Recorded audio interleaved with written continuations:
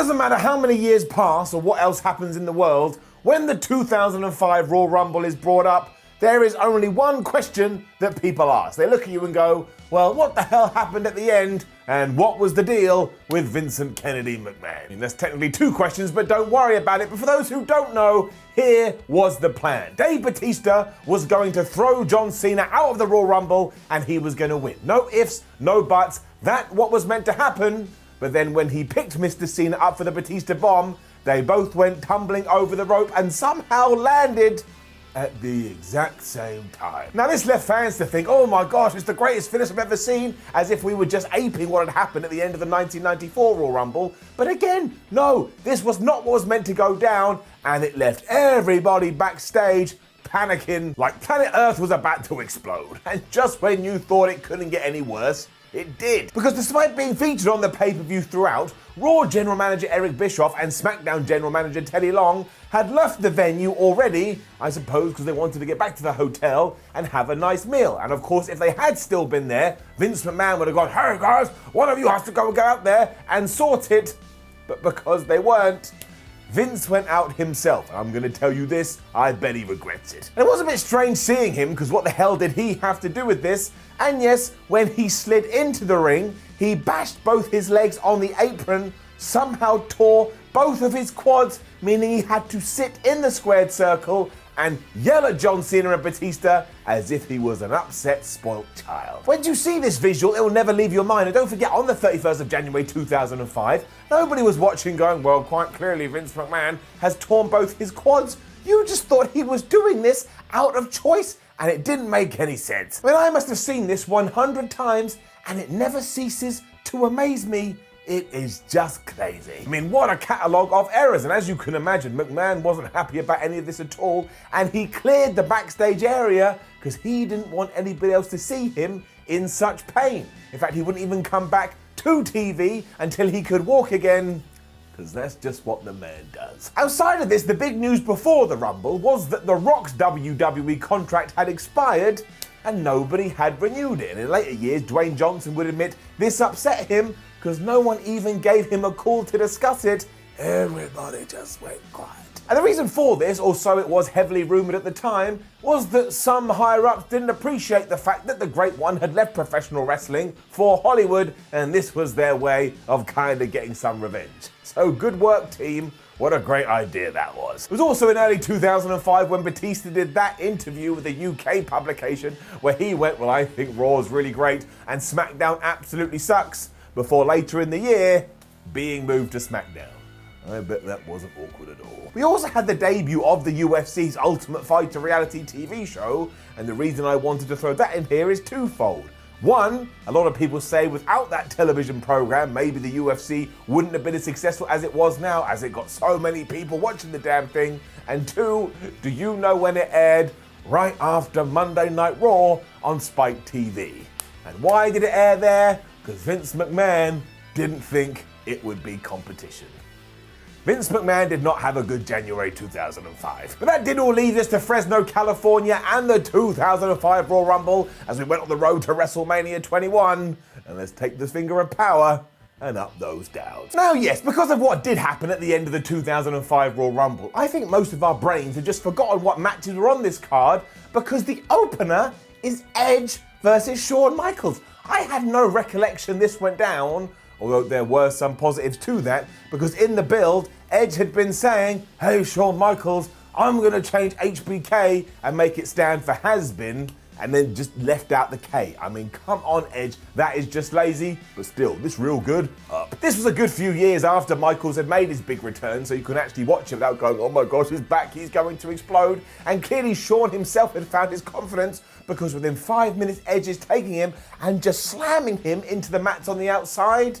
He doesn't seem to be bothered by it at all. And while this is very entertaining, the best bit is around about midway through, when poor Edge makes a little bit of a mistake. Because in something that would be quite common for the Heartbreak Kid, Shawn just looks at Edge and treats him like a dad whose son has just screwed up their homework. Because in 1 second he's calm, and then he's like, oh, you absolute idiot, I can't believe you did that. Honestly, go put it on, it is great. I kind of wanted the future rated R superstar to just turn back and go, well, maybe this is why you shouldn't have had kids. And while they do have a great back and forth, it's the ending that I reacted to the most, because it just goes to show. All the times people go, Simon, why do you have counters for WWE and not other promotions? Well, I'm about to prove it to you. Because clearly WWE had big plans for Edge, but you can't job out Shawn Michaels, hence why he was allowed to get out of the spear. So of course we went back to the most devastating move in all of sports entertainment, the surprise roll-up. And even though Shawn Michaels went for his, Edge was able to reverse it, and he grabbed the ropes in order to get the 1, 2, 3. It allowed Michaels to have a get out of jail free card, and it was also WWE looking at you like I'm doing now and saying, look, you may have seen his shoulders get pinned to the mat, but he was not defeated, and don't you forget it. Still, this was really good, even with Edge's weird impressions. Like he pretends to be Shawn Michaels at one stage and starts dancing, but it just looked like his body has come disconnected from his brain and is about to fall on the floor. It really weird. And then Eddie Guerrero, what a damn hero. Because we do cut to the back where Eric Bischoff and Teddy Long are just arguing and Raw's better than SmackDown and SmackDown's better than Raw, when Eddie and Ric Flair arrive to pick their number from the Royal Rumble tumbler thing. Do you remember that when people actually used to pick out numbers? We should bring that back. And especially when you do it like this, because even though the Nature Boy was over the moon because his number was so good, Eddie Guerrero looked kind of sad. So the two embraced because they have respect for each other. And then when Rick showed off his number, everyone else was like, well, why are you excited about that, Flair? That's a terrible pick. And as it turned out, in all the fracas, Eddie had stolen his number and just ran away. It is so good, and as ever, it's just another great Royal Rumble rule in the sense that if you're able to steal somebody else's number, that's okay, and you can just enter in that position. Unfortunately, it does all get sorted out later, but in this moment, I was having a fabulous time. But I then don't know what happened, to the point I am just going to have to try and reenact it for you. But it featured Gene Snitsky and Haydenreich, and it went like this. Gene, I'm really scared of caskets. I know you are, Haydenreich, but never forget, I like you a lot. Oh, thank you very much. I like you too. Okay, great. Terrifying. Absolutely terrifying. I have no idea. And it was there as a lead into what was coming next. And again, who the hell booked this? Because on the card for the Royal Rumble 2005, you do have Haydenreich taking on The Undertaker in a flipping casket match. Now, I knew it couldn't be great because, you know, Haydenreich, but why did anybody write it down on a piece of paper, let alone will it into existence? And again, all this heavy breathing clearly is a doubt. Even then, though, I kind of feel bad for saying it because the crowd clearly absolutely loved it. I can only presume they'd been drugged. But after Taker and Haydenreich honestly do nothing for 5 minutes, out comes Gene Snitsky with his heavy breathing go, and after they have beaten The Undertaker up, they go to put him in the casket, but of course it's not empty, and who pops out? It's Kane, and yeah, like I say, the audience goes baloney for this. They think it's the greatest thing they've ever seen. And I get it to a certain extent because I love the Big Red Machine, but you're not going to enjoy some ice cream if you've been made to eat actual crap first. But clearly nobody else sees it this way. Kane chased the baby kicker Snitsky away, and I still don't think the fans realised now we had to go back to The Undertaker versus Haydenreich. But the Phenom then tries to actually kill him because he takes his head, he puts it in the casket, rests the lid on top of it, and then gives him a leg drop. I honestly thought his skull was just going to roll away, which would have made it very hard for The Undertaker because he would have to have gotten his body, put it in the casket, and then gone and got his head and put that in the casket too. Because again, you know the rules, the entire body has to go in. It obviously just ended with a tombstone and then Taker put him in the thing, but I am still perplexed by this. Hours later, The Undertaker versus Haydenreich in a casket match. Also, Haydenreich's music is just dun dun dun dun dun dun Haydenreich dun dun Haydenreich dun dun dun dun Haydenreich. Who the flip was Haydenreich, even though I knew who he was? The Flair and Eddie stuff then brought back the enjoyment because Evolution are so livid that this has happened, they went and complained to management and got it sorted out. And while Teddy Long is doing this, it also turned out that Guerrero had stolen Ric Flair's wallet. Eddie Guerrero, my friends, hero of the people. It also proved that Teddy Long was nothing but a party pooper, and of course all of this was done to continue the narrative between Triple H and Batista, which was kind of the best thing ever back in 2005. Because Big Dave just wanted to go get his number, but Triple H was like, no, we have to talk about my Randy Orton match later, so you must stay. Then they kind of looked at each other before Ric Flair calmed them down. We were building for WrestleMania. Can you also believe too that Vince McMahon wanted to blow this feud off early? He just wanted to do Big Dave versus Triple H on a random Raw, and it was Hunter that had to go to him and go, Vince, have you forgotten how pro wrestling works? I really think it's going to benefit from a long build. He was 100% correct. Christian, Tyson, Tonko and John Cena were also then picking their Royal Rumble numbers, and when Cena walked in, Christian was like, oh look, it's the rapper guy. I can out-rap you. John Cena tells him to do so, and then fair play to Christian. He actually does quite a good rap. John Cena, of course, responded in kind, and the crowd just went ballistic for this. I'm still utterly baffled when people go, why did we push John Cena? Nobody liked him. 1,000 people clearly liked him. It also made me very happy that we have Christian back now in 2021. This man never missed. He deserves to go out on his own terms. Then hilariously, it was JBL who was the WWE champion taking on the Big Show and Kurt Angle. The amount of stuff that I had just forgotten existed, and this sounds like it should be terrible, right? Like it should be Haydenreich versus The Undertaker in a casket match, but it's not. It's actually kind of entertaining, and I'm giving it an up. And a lot of that naturally is because of Angle. At first, he's like, well, I'm not going to get in there, JBL Big Show. If you want to kick each other's ass, that's absolutely fine. But of course, sooner rather than later, Show has both of them, and he just ruins their lives. Some of the chops he gives Kurt Angle, I'm surprised his heart didn't just fall out of his chest and roll out the ring onto the floor. Then a fan could have picked it up and pocketed it and sold it on eBay. This is a very dark episode of ups and downs. Angle was able to stop all this momentum too when he smashed the Big Show in the head with a monitor. The Big Show just fell through a table. So yes, WWE has just been planning triple threats exactly the same way for around about 15 years plus. But then Kurt Angle and JBL get into it, and this too, it's okay. Soon you just hear roar, because Big Show wasn't able to get back into the thing without doing a roar, and he actually hits JBL with a Big Show and has him pinned for the 1-2-3 when Bradshaw gets his foot on the ropes at the last minute. It's a pretty good near fall. Especially because I knew that JBL didn't lose the WWE title during this, but for a split second my brain went, oh my gosh!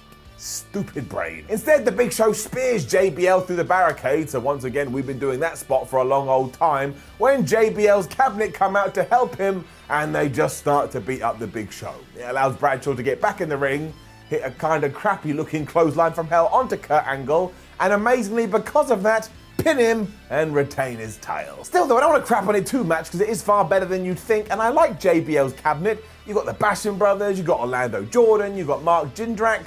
It really did kind of connect well. We are also back into topical territory here because given everything we have seen recently on Monday Night Raw and the 2021 Royal Rumble, who is backstage trying to get people to sign a petition to get rid of Teddy Long?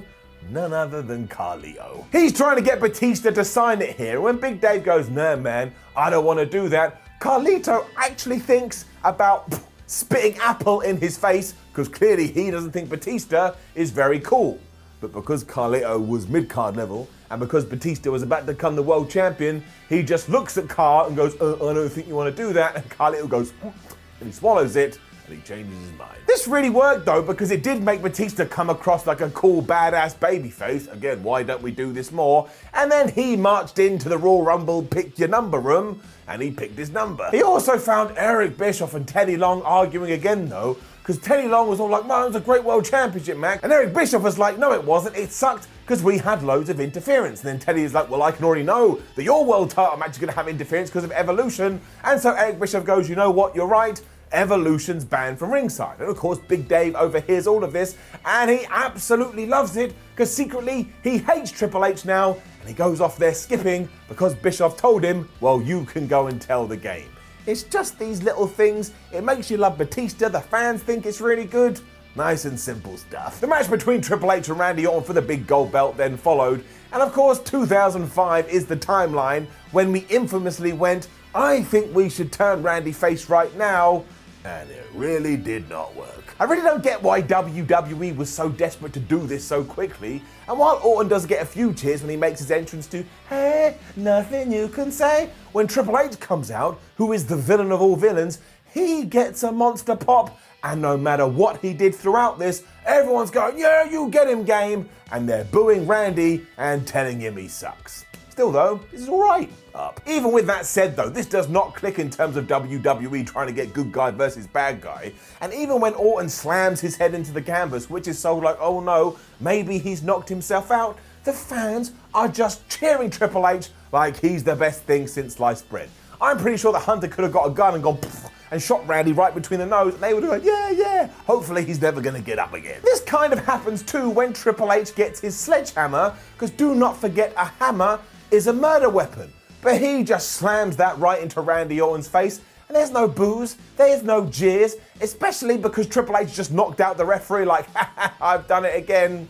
Randy Orton is a good guy, just does not work. And I do kind of get it too, don't get me wrong, you just look at him, and he comes across like an arrogant dick. It is a good match though, despite the crazy crowd, and it's far better than the one they'd have at WrestleMania, even if it does have somewhat of a wacky finish. Because yes, we sell this whole Randy Orton maybe concussed thing too much, and it allows Triple H to hit the pedigree. 1, 2, 3, he's still the champion, but you're meant to be worried about Randy Orton's health. And of course, because you knew it was all part of the story, you weren't. This was the only finish that you could have done though, because the audience already decided that it was Batista they wanted to see dethrone Triple H, and we were just gonna have to wait a few months, and it's exactly what was going to happen. It was at this stage too that we went to the back and WWE decided, oh, we've got this character known as Nunzio, we should absolutely bury him.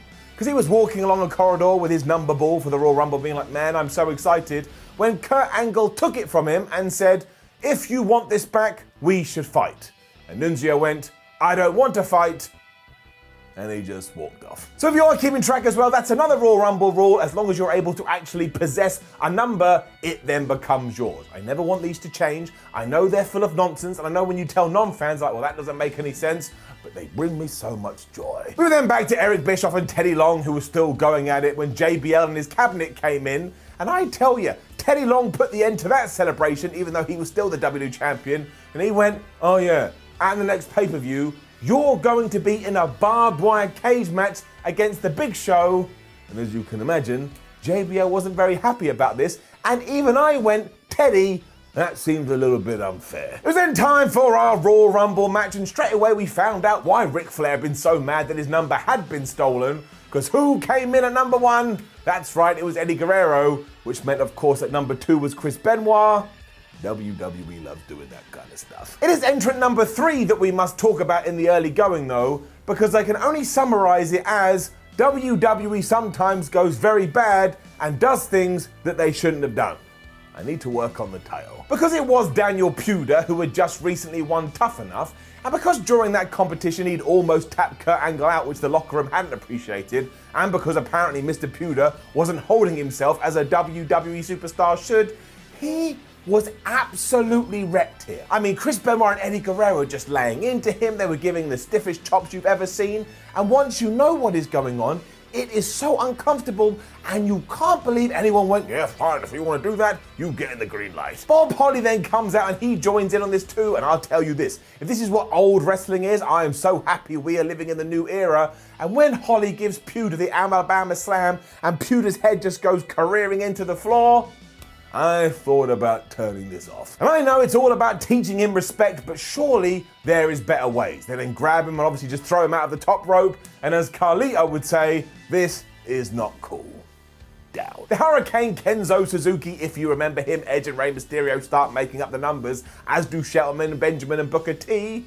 So yeah, at this stage, it was just a Royal Rumble when you get your big Royal Rumble gun and go and out come wrestlers. As ever, it was this stage when I started to time the intervals because I'm a massive nerd and none of these were 2 minutes, which also made me chuckle. And also at this juncture, out came Eric Bischoff to go, man, Raw, I really want you to win, as well as Teddy Long, who's like, oh man, SmackDown, I really want you to win. Now look, this is really cheesy and really stupid, but at least we were trying to do something to pretend that there was a war between Raw and SmackDown.